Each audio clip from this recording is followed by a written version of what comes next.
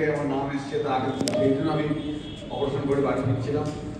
হঠাৎ করে ফোন আসতে শুরু করেছে, বাড়ি ফিরছি, অনেক ফোন আসছে, আমার ফোন আসে না।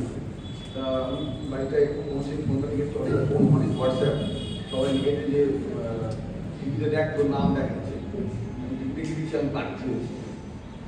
তা তখন আমি বুঝলাম যে আমার মাথায় একটা বেশ বড় একটা দায়িত্ব চেপেছে।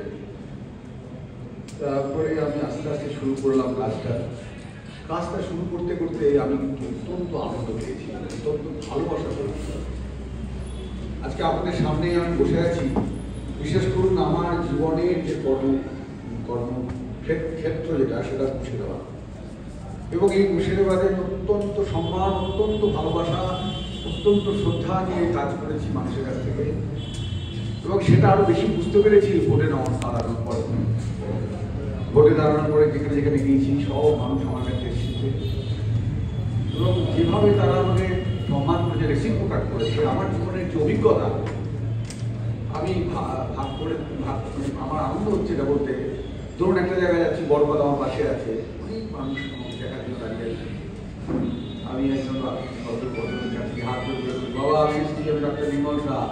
তিনি আমার দিকে তাকিয়ে বলছে, বাবা তোমাকে আমি চিনি, আমার মেয়ের অবশ্যই করছো। কোনো মহিলা বলছে, বাবা বাবা তোমার অপারেশন করছো। এই যে কি অভিজ্ঞতা! এবং মনে হচ্ছে সবাই অপারেশন করছে, সবার বাড়ি করে।